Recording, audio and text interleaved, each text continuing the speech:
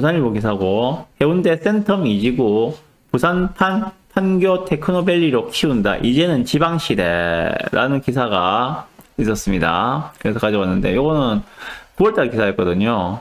9월달 기사였는데, 좀 지났죠. 한 3주 전의 기사인데, 하려고 하다가 못해서 오늘에야 드디어 가져왔습니다. 네.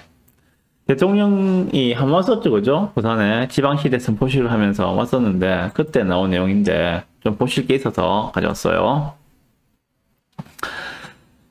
자, 보시면, 대통령 직속 지방시대위원회가 14일 발표한 지방시대 비전과 전략은 대한민국 어디서나 살기 좋은 지방시대 구현이라는 윤석열 대통령의 대선 공약을 구체화한 것이다.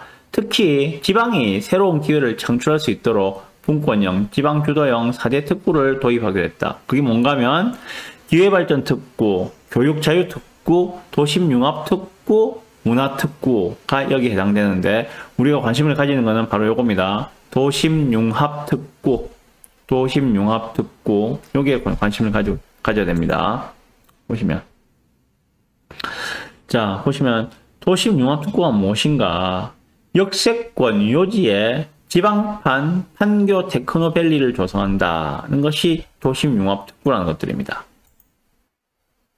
보시면, 자, 정부는 지역판 판교 테크노밸리 사업인 도심융합특구 조성에도 나선다.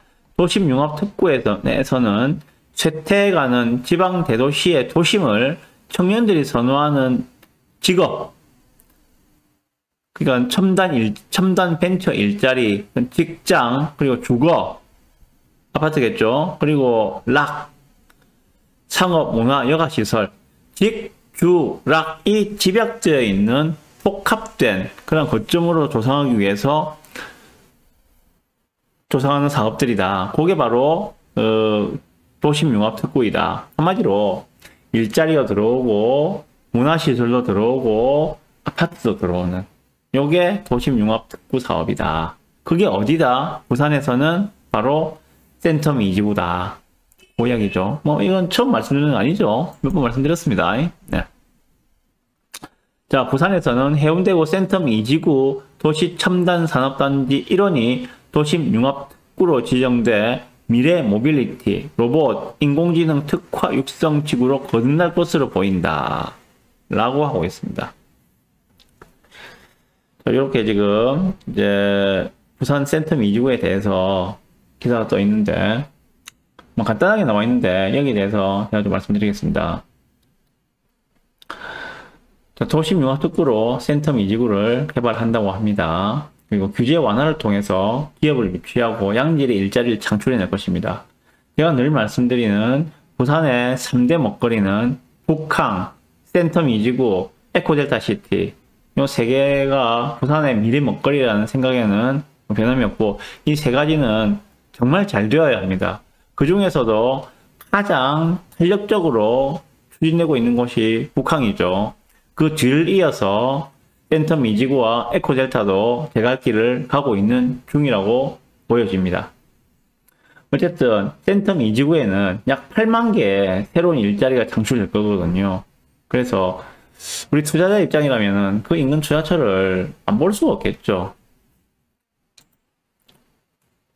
센텀 2지구로 잠깐 가보시면, 자, 여기가 지금 보시면은 지도에 센텀 2지구 도시첨단산업단지라 해가지고 반려농산물 시장역에서 석대역 그리고 영산대역 아래쪽에 이르는 요 지역이 센텀 2지구 도시첨단산업단지입니다.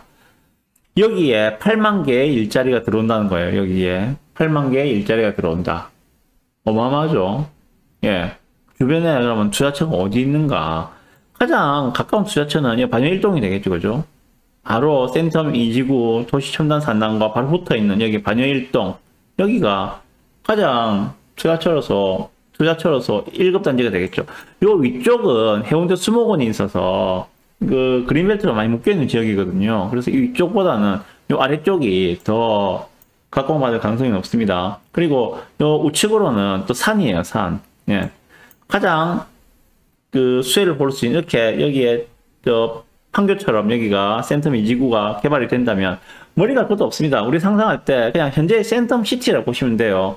현재 센텀 시티처럼 여기를 개발한다. 센텀 시티 안에 보면은 센텀 파크는 아파트도 있죠, 그죠? 뭐 트럼프월드 센텀도 있습니다만은 아파트도 있죠. 그리고 각종 지식산업센터에 각종 회사들이 빼곡하게 들어와 있죠. 방송국도 들어와 있죠. 대학교도 들어와 있죠. 그리고 백화점도 신세계 백화점, 롯데백화점 비롯해서 각종 문화시설, 백화점, 쇼핑시설까지 다 들어가 있습니다. 그런 식으로 여기가 개발된다는 이야기거든요. 멀리 판교까지 갈 것도 없고 현재 센텀 시티를 생각하시면 됩니다. 자, 그랬을 때 이 주위에서 가장 개발 압력을 크게 받을 수 있는 곳은 바로 붙어있는 여기 반야일동이 맞습니다. 왜? 바로 근접해 있으니까 이렇게 개발되고 나면은 바로 직접적인 수혜를 볼 수 있을 것이다. 자, 그러면은 그 다음 수혜지는 어디일까? 바로 여기 붙어있는 반송, 아랫반송이나 이쪽이 되겠죠, 그죠? 여기도 빨리 개발을 해야 되는 그런 입지거든요. 아랫반송, 여기도 바로 붙어있으니까. 그리고 이쪽으로 보면은 지하철역 두 코스 뒤에 있는 요 서동 지역의 재개발 구역, 서금사 5구역, 서금사 6구역, 이쪽이거든요. 별로 멀지가 않아요. 여기는 지금 다른 데보다도 가장 빠르게 재개발이 진행되고 있는 중입니다. 재개발이. 그래서 서금사 5구역 같은 경우에는 이제 사업 시행 인가가 올해 말 내년 초에 득하게 됩니다. 그러면 빠르면은 뭐 1년, 1년 반 안에 관리 처분 인가가 날 것이고 이제 바로 이주 철거가 들어가겠죠. 서금사 재개발 6구역 같은 경우에는 오늘자로 아마 건축 심의를 넣었을 겁니다. 건축 심의를 구청으로 넣었을 거예요. 그러면은 아마 빠르면은 올해 안 아니면 내년 초에 사업 시행인가 총회를 하고 사업 시행인가를 진행을 할 겁니다. 여기에 합쳐서 5구역, 6구역, 서금사 5구역, 서금사 6구역 합쳐서 약 6,500세대의 새 아파트가 들어오게 됩니다. 여기에 8만 개의 새로운 일자리가 들어온다면 주위에 새 아파트가 별로 없거든요. 지금 현재 스코어를 볼 때 새 아파트가 별로 없어요. 저 밑에 반여동 아래쪽 왕자 아파트 근처까지 내려가야지 그나마 새 아파트가 조금 있는 정도이지 대단지 새 아파트는 없습니다. 이 근처에는. 그래서 바로 서동 지하철역 근처에 있는 서금사 재개발 5구역, 6구역이 현재 가장 빠르게 새 아파트로 바뀌고 있기 때문에 여기도 주목을 하시라 그 말씀을 드리는 것들입니다. 어쨌든 가장 수혜를 볼 수 있는 입지는 바로 여기에 반여 1동 적혀 있는 요 지역이 가장 수혜를 볼 수 있는 입지는 분명합니다. 전체적으로 센텀 이지구가 이렇게 개발되었을 때 혜택을 볼 수 있는 입지가 어디쯤인지에 대해서 뭐 좌측, 우측, 아래쪽 이렇게 쭉 말씀을 드려봤어요. 예. 그리고 이쪽이 보면 이제 반야 3동인데 반야 3동은 이쪽도 지금 뭐 재개발이 이야기가 지금 되고 있죠. 완전 초기 재개발을 진행하고 있을 겁니다. 반야 3동 요 위쪽에. 여기는 근데 구역도 워낙 크고 구역 면적만 해도 30만 제곱인가 뭐 그렇지 않은 거죠. 정말 크거든요. 여기는. 그렇게 구역 면적이 크고 하면은 속도가 느릴 수밖에 없거든요.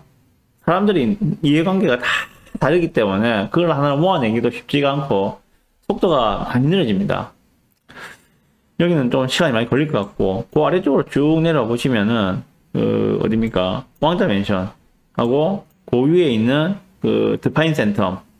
드파인 센텀 같은 경우에는 이제 입주가 내년이죠. 얘는 내년 입주인데 내년도 6월달인가 뭐 그렇죠.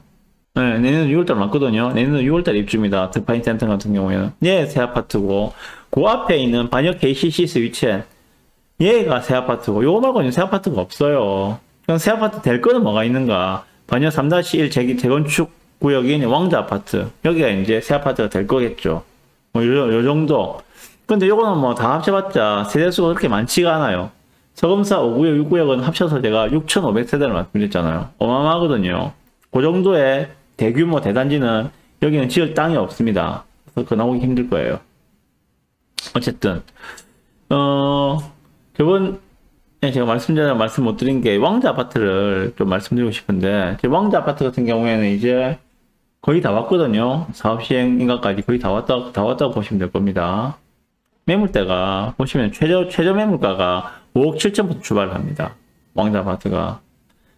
제가 한 2달 전인가? 뭐 석 달, 두세 달쯤 전에 왕자 아파트 한번 말씀을 드렸는데, 요 주위 보면서 왕자 아파트 말씀드렸거든요. 그때 4억 후반대, 뭐 4억 8천, 5억, 그 정도면은 살 수 있었거든요. 근데 요게 지금 뭐 건축 심의가 나고 이러면서 이제 곧 사업 시행인가가 날 것 같으니까 매물 가격이 갑자기 확 올라가고 그랬어요. 어쨌든 뭐 그렇습니다. 현재 상황은 이래요. 예. 그 외에는 뭐 드파인 센터 같은 경우에는 예. 이름이 센텀 아스트롬 SK 뷰였는데 드파인 센터 같은 경우에는 지금 매물가가 있나요? P 4천 정도 부르고 있는 거죠. 4천, 5천, 프리미엄 한 4천, 5천. 얘도 분양가가 제법 높은 애였잖아요. 그죠? 분양가가 제법 높았던 애인데, 프리미엄이 한 4천, 5천 정도, 그 정도 붙어 있네요. 현재 나오는 것들은. 더 붙은 것도 당연히 있겠죠. 뭐, 7천, 8천짜리 있을 것이고, 5천에서 한 8천 사이, 그 정도로 보이네요. 예. 그래서 뭐 전체 매매가가 7억이 안 되는 수준, 뭐 7억 전후라고 보면 되겠네요. 얘도 보면은. 드파인 센텀이 뭐 7억 전후면은, 뭐, 인정할 만하다. 그런 생각 들고. 네, 어쨌든 지금 현재 이 동네 매물가는 이 정도 분위기입니다. 뭐 말로 온 김에 저 서금사 제 사무실이 있는 여기 서금사 5구역, 6구역의 매물자도 간단하게 말씀드릴게요. 지금 서금사 5구역은 진행 상황 다 말씀드렸죠, 그죠? 예.